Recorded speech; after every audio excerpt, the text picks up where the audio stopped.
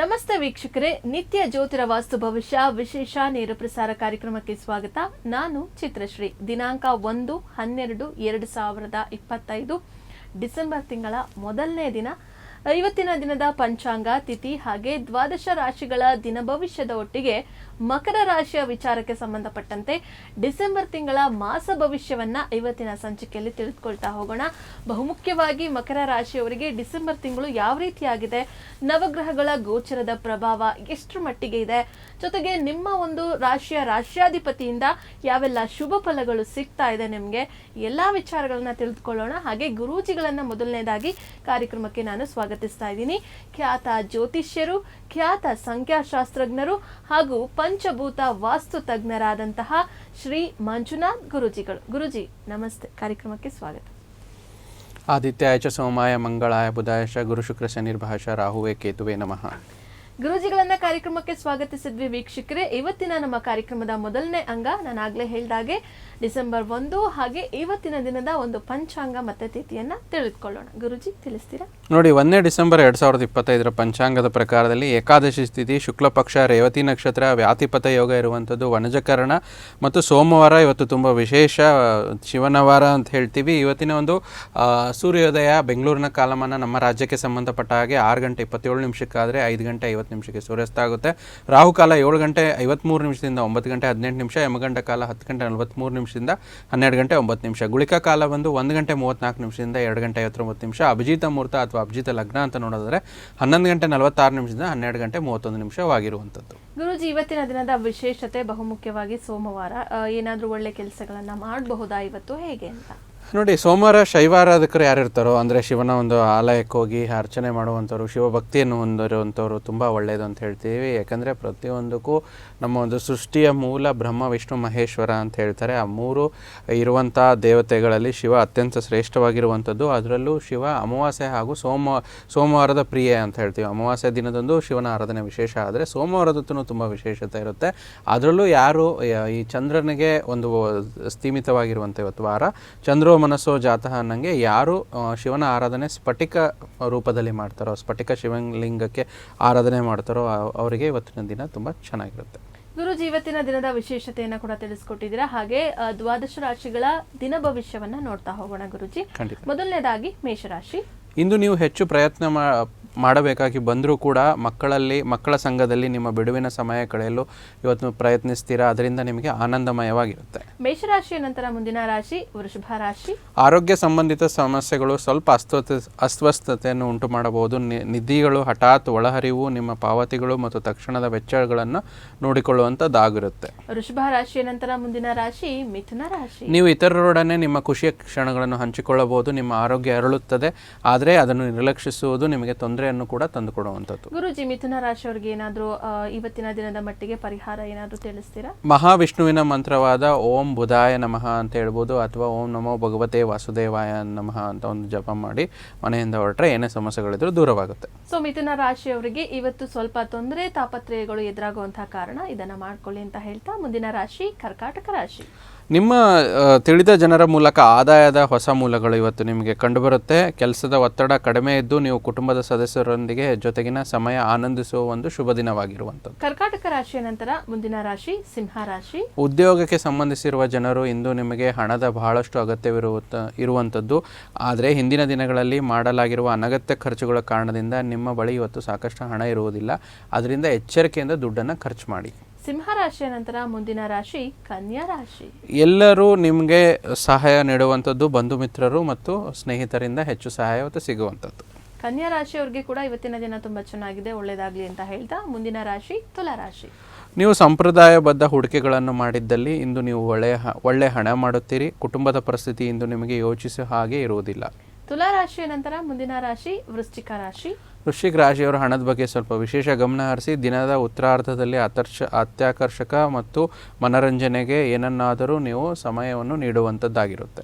ವೃಶ್ಚಿಕ ರಾಶಿಯ ವಿಚಾರಕ್ಕೆ ಸಂಬಂಧಪಟ್ಟಂತೆ ಸೋಮವಾರದ ದಿನ ಭವಿಷ್ಯವನ್ನ ಕೂಡ ನೋಡಿ ಆಯಿತು. ಹಾಗೆ ಮುಂದಿನ ರಾಶಿ ಧನುರಾಶಿ. ನಿಮ್ಮ ಸಂತೋಷವನ್ನು ನಿಮ್ಮ ಪೋಷಕರ ಜೊತೆ ಹಂಚಿಕೊಳ್ಳಿ. ಒಂಟಿತನ ಮತ್ತು ಖಿನ್ನತೆಯ ಭಾವನೆಯನ್ನು ಅಳಿಸಿ ಹಾಕಿ ಮತ್ತು ಅದರ ಅಮೂಲ್ಯ ಒಂದು ಭಾವನೆ ಬರುವ ಹಾಗೆ ಮಾಡಿ.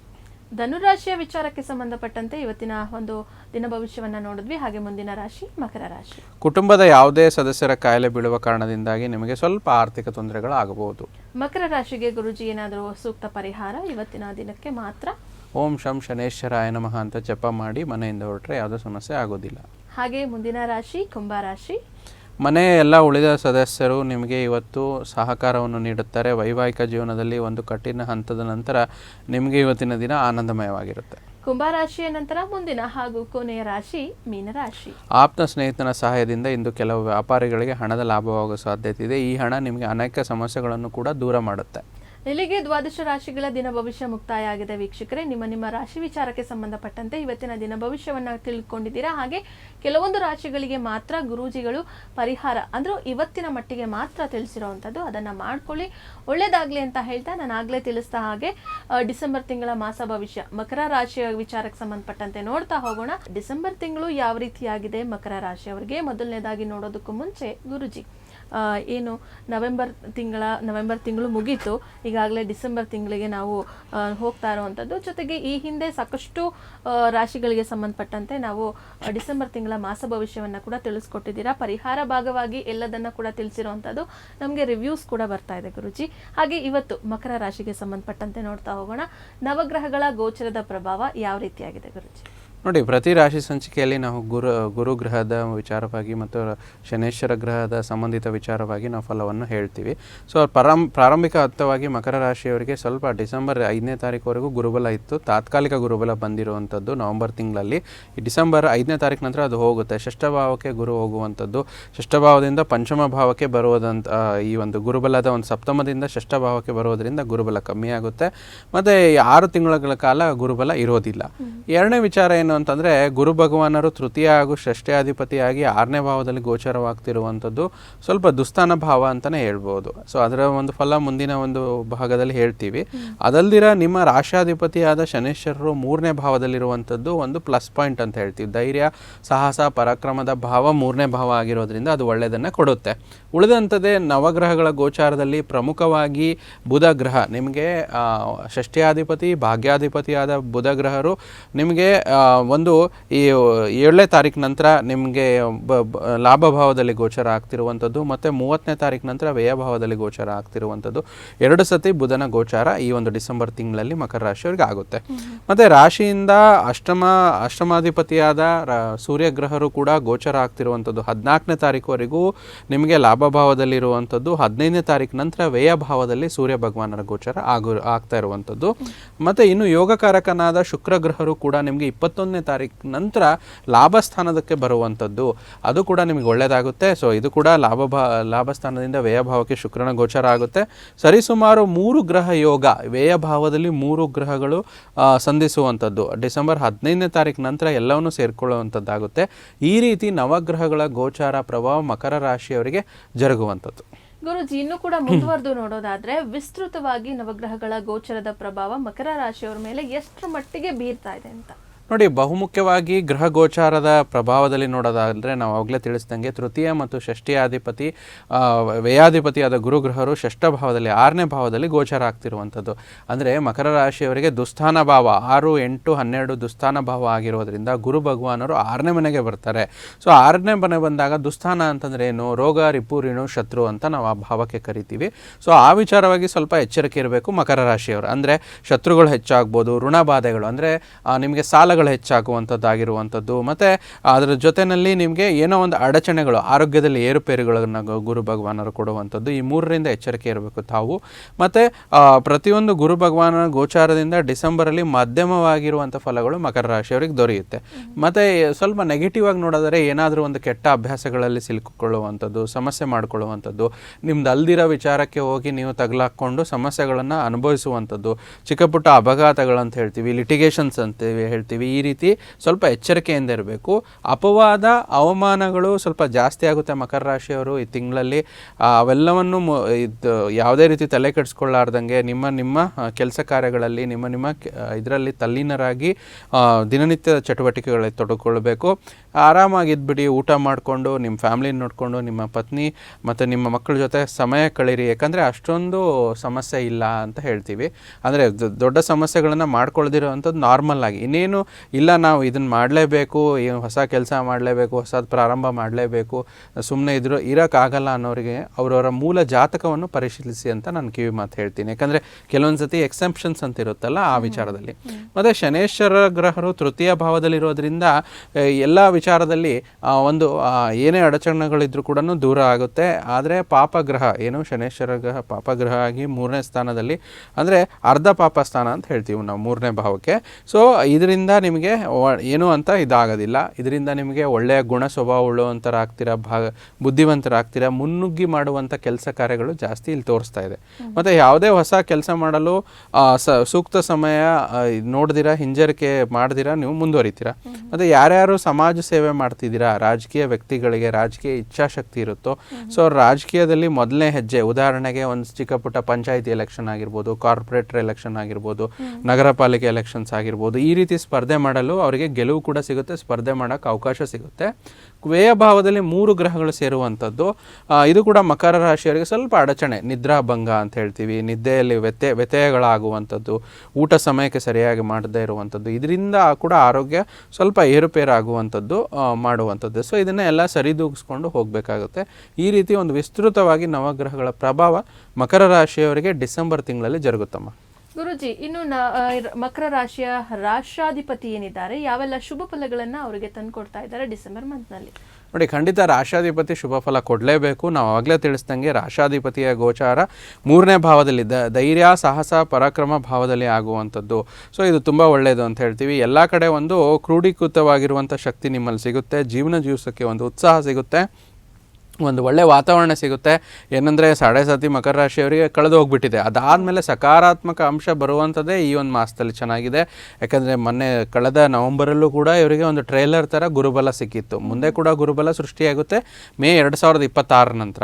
ಸೊ ಉಳಿದಂತೆ ವ್ಯಯಭಾವದಲ್ಲಿ ಸೂರ್ಯ ಬುಧ ಶುಕ್ರ 3 ತ್ರಿಗ್ರಹ ಯೋಗ ಉಂಟಾಗೋದ್ರಂಥದ್ದು 16ನೇ ತಾರೀಕು ನಂತರ ವ್ಯಯಭಾವದಲ್ಲಿ ಬರೋದ್ರಿಂದ ಇದರ ಪ್ರಭಾವ ಕೊಡಲೇಬೇಕು. ಯಾವ್ಯಾವ ಪಾಪಗ್ರಹಗಳು ಅಥವಾ ಶುಭಗ್ರಹಗಳು ವ್ಯಯಭಾವದಲ್ಲಿ ಬಂದರೆ ವ್ಯಯಭಾವ ಸ್ವಲ್ಪ ಪ್ರಭಾವ ಕೊಡುತ್ತೆ. ಭೂಮಿಗೆ ಸಂಬಂಧಪಟ್ಟಂಥ ಒಂದು ವ್ಯಯಭಾವಕ್ಕೆ ಬಂದಾಗ ಅಷ್ಟೊಂದು ಒಳ್ಳೆಯ ಯೋಗ ಆಗೋದಿಲ್ಲ. ಅದಕ್ಕೆ ಯಾವುದೇ ವ್ಯವಹಾರಕ್ಕೆ ಕೈ ಹಾಕೋಕ್ಕೆ ಹೋಗಬೇಡಿ.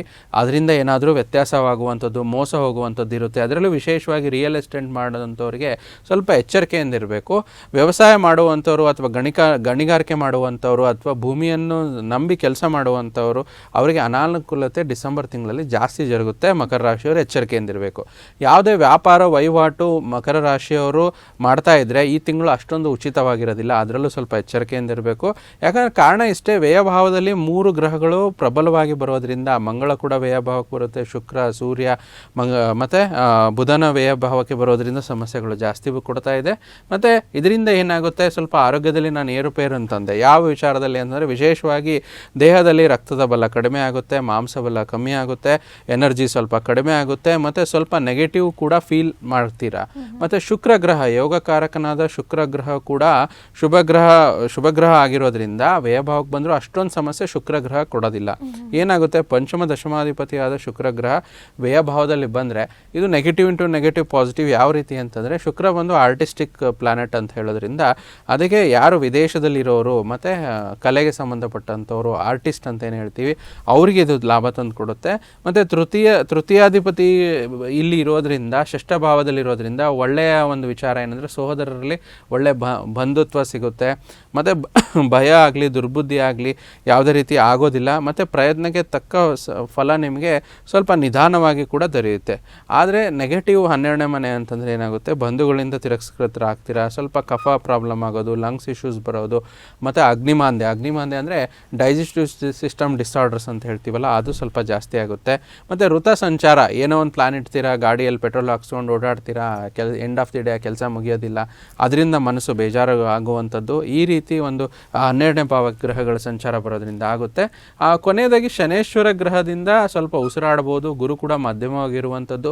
ಉಳಿದಂಥ ಗ್ರಹಗತಿಗಳು ಸಿಂಪಲ್ ಆಗಿರುವಂಥದ್ದು. ಇದು ಒಂದು ವಿಸ್ತೃತ ಪ್ರಭಾವದ ಗೋಚಾರ ರಾಷ್ಟ್ರಾಧಿಪತಿ ಅಲ್ದಿರೋ ಒಂದು ಆಚರಣೆ ಮಾಸ. ಮಕರ ರಾಶಿಯವರಿಗೆ ವಿಶೇಷವಾಗಿ ಡಿಸೆಂಬರಲ್ಲಿ ಒಳ್ಳೆ ಆಚರಣೆಗಳಂತಂದರೆ 4ನೇ ತಾರೀಕು ಗುರುಗಳ ಆರಾಧನೆ ಮಾಡುವಂಥದ್ದು, ತುಂಬ ವಿಶೇಷವಾಗಿ ಗುರು ದತ್ತಾತ್ರೇಯರ ಜಯಂತಿ ಬರುವಂಥದ್ದು. ಮತ್ತು 12ನೇ ತಾರೀಕು ಕಾಲಭೈರವನ ಜಯಂತಿ, ಕಾಲಭೈರವನ ಆರಾಧನೆ ಮಾಡಿ ತುಂಬ ಒಳ್ಳೆಯದಾಗುತ್ತೆ. 15ನೇ ತಾರೀಕು ನಂತರ ಧನುರ್ಮಾಸ ಪ್ರಾರಂಭವಾಗ್ತಿರುವಂಥದ್ದು, ಇದನ್ನು ಆಚರಣೆ ಕೂಡ ಮಾಡ್ಬೋದು. ಹಾಗೆ 19ನೇ ತಾರೀಕು ನಂತರ ಕೇತು ಜಯಂತಿ. ಸೊ ವಿಶೇಷವಾಗಿ ನೋಡಿ, ಯಾರ್ಯಾರಿಗೆ ಪಿತೃದೋಷಗಳಿರುತ್ತೋ, ಯಾರ್ಯಾರಿಗೆ ಒಂದು ಸ್ತ್ರೀ ಶಾಪಗಳಿರುತ್ತೋ, ಮತ್ತು ಪಾರಂಪರಿಕ ದೋಷಗಳು ಅಂದರೆ ಅವ್ರ ತಂದೆ ತಾತ ಅವರ ವಂಶಕ್ಕೆ ಬರುವಂಥ ದೋಷಗಳಿರುತ್ತೆ, ಅಂಥವ್ರು ಏನು ಮಾಡ್ಬೋದು, ಕೇತು ಜಯಂತಿಯೊಂದು ಕೇತುವಿನ ಆರಾಧನೆ ಮಾಡೋದ್ರಿಂದ ಆ ದೋಷದಿಂದ ಮುಕ್ತಿ ಹೊಂದ್ತಾರೆ. ಕೊನೆಯದಾಗಿ 30ನೇ ತಾರೀಕು ತುಂಬ ವಿಶೇಷವಾಗಿರುವಂಥ ವೈಕುಂಠ ಏಕಾದಶಿ ಜರುಗುವಂಥದ್ದು. ಅದು ವಿಷ್ಣುವಿನ ಒಂದು ವಿಜೃಂಭಣೆಯಿಂದ ನಡೆಯುವಂಥ ಒಂದು ದೇವತಾ ಕಾರ್ಯ ಅಂತ ಹೇಳ್ತೀವಿ, ಎಲ್ಲರಿಗೂ ಗೊತ್ತಿರುತ್ತೆ. ಸರ್ವೇಸಾಮಾನ್ಯವಾಗಿ ಎಲ್ಲ ಆಚರಣೆಗಳು ಮಕರ ರಾಶಿಯವರಿಗೆ ಡಿಸೆಂಬರ್ ತಿಂಗಳಲ್ಲಿ ಜರುಗುತ್ತವೆ. ಗುರೂಜಿ, ರಾಷ್ಟ್ರಾಧಿಪತಿ ಗೋಚಾರದಿಂದ ಯಾವೆಲ್ಲ ಶುಭ ಫಲಗಳು ಸಿಗುತ್ತೆ ಅಂತ ಹೇಳಿ ತಿಳಿಸ್ಕೊಟ್ರೆ, ಇನ್ನು ನಕ್ಷತ್ರಗಳ ಅನುಸಾರವಾಗಿ ಶುಭ ಫಲಗಳು ಏನಾದರೂ ಇದೆಯಾ? ಪರಿಹಾರ ಭಾಗವಾಗಿ ಏನು ಮಾಡ್ಕೊಳ್ಬೇಕು? ನೋಡಿ, ತುಂಬ ವಿಶೇಷವಾದ 3 ಮಹಾನಕ್ಷತ್ರಗಳು ನಾವು ಒಂದು ಮಕರ ರಾಶಿಯಲ್ಲಿ ಕಾಣ್ತೀವಿ. ಒಂದು ಉತ್ತರಾಷಾಢ ನಕ್ಷತ್ರ ಆಗಿರ್ಬೋದು, ಶ್ರವಣ ನಕ್ಷತ್ರ ಆಗಿರ್ಬೋದು, ಧನಿಷ್ಠ ನಕ್ಷತ್ರದ. ಉತ್ತರಾಷಾಢ ನಕ್ಷತ್ರದವರಿಗೆ ನೀವು ಮಾಡಿರುವಂಥ ಉತ್ತಮ ಕೆಲಸಕ್ಕೆ ನಿಮಗೆ ಒಳ್ಳೆ ಹೊಗಳಿಕೆ ಸಿಗುವಂಥದ್ದು ಇಲ್ಲಿ ಸಿಗ್ತಾ ಇದೆ. ಮತ್ತು ಶ್ರವಣ ನಕ್ಷತ್ರದವರಿಗೆ ಈ ಒಂದು ಡಿಸೆಂಬರ್ ಮಾಸದಲ್ಲಿ ಬರುವಂಥ ನೀವು ಮಾಡಿರುವಂಥ ಕೆಲಸದ ಆಧಾರಿತವಾಗಿ ಒಳ್ಳೆಯ ಉತ್ತಮ ಪ್ರಗತಿ ಸಿಗುತ್ತೆ, ಒಂದು ಪ್ರೋಗ್ರೆಸ್ ಅನ್ನೋದು ಸಿಗುತ್ತೆ.